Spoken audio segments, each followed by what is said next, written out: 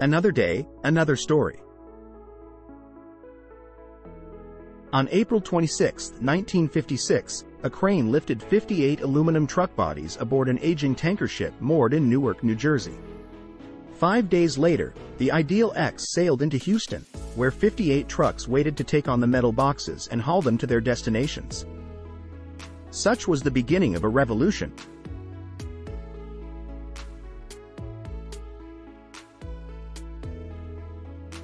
Decades later, when enormous trailer trucks rule the highways and trains hauling nothing but stacks of boxes rumble through the night, it is hard to fathom just how much the container has changed the world. In 1956, China was not the world's workshop.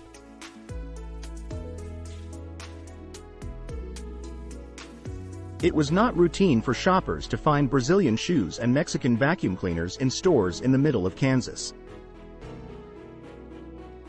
Japanese families did not eat beef from cattle raised in Wyoming, and French clothing designers did not have their exclusive apparel cut and sewn in Turkey or Vietnam. Before the container, transporting goods was expensive, so expensive that it did not pay to ship many things halfway across the country, much less halfway around the world. What is it about the container that is so important? Surely not the thing itself. A soulless aluminum or steel box held together with welds and rivets, with a wooden floor and two enormous doors at one end. The standard container has all the romance of a tin can. The value of this utilitarian object lies not in what it is, but in how it is used. The container is at the core of a highly automated system for moving goods from anywhere to anywhere, with a minimum of cost and complication on the way.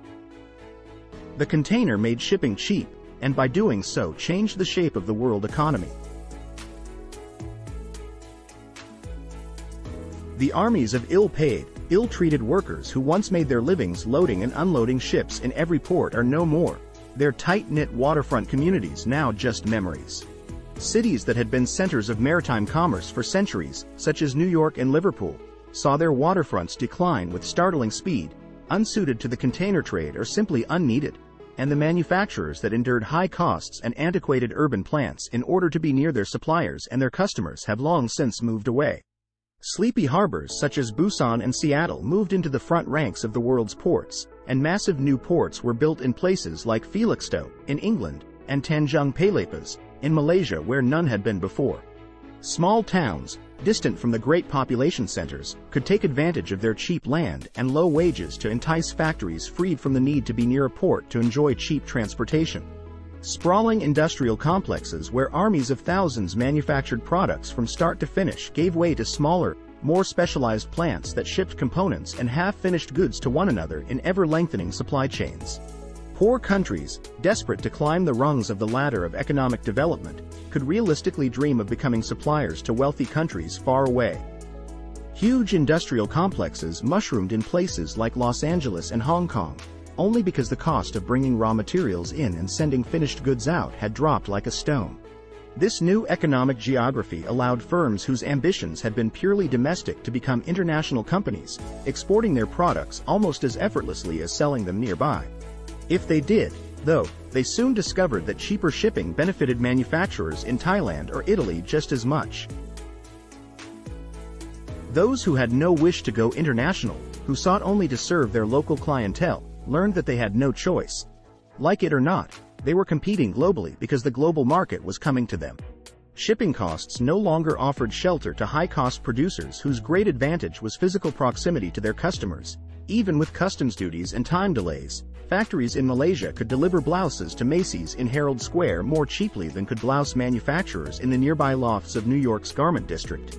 Multinational manufacturers, companies with plants in different countries, transformed themselves into international manufacturers, integrating once isolated factories into networks so that they could choose the cheapest location in which to make a particular item, yet still shift production from one place to another as costs or exchange rates might dictate. In 1956, the world was full of small manufacturers selling locally. By the end of the 20th century, purely local markets for goods of any sort were few and far between. For workers, of course, this has all been a mixed blessing.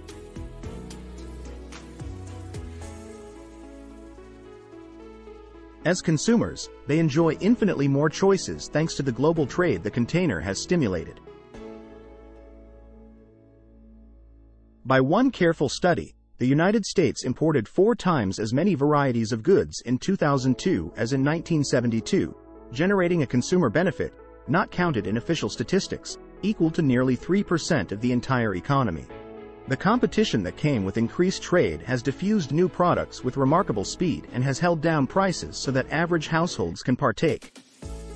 The ready availability of inexpensive imported consumer goods has boosted living standards around the world. As wage earners, on the other hand, workers have every reason to be ambivalent. In the decades after World War II, wartime devastation created vast demand while low levels of international trade kept competitive forces under control. In this exceptional environment, workers and trade unions in North America, Western Europe, and Japan were able to negotiate nearly continuous improvements in wages and benefits, while government programs provided ever stronger safety nets. The container helped bring an end to that unprecedented advance.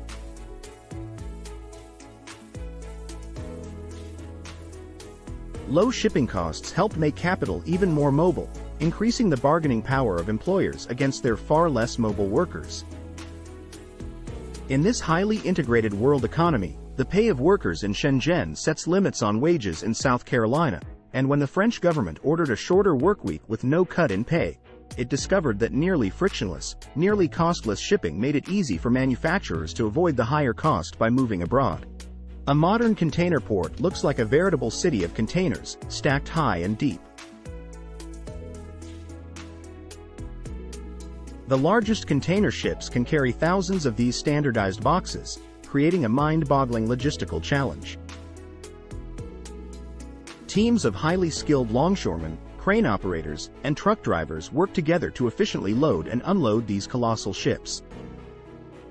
The precision and coordination required is a testament to the engineering and technological advancements in global shipping.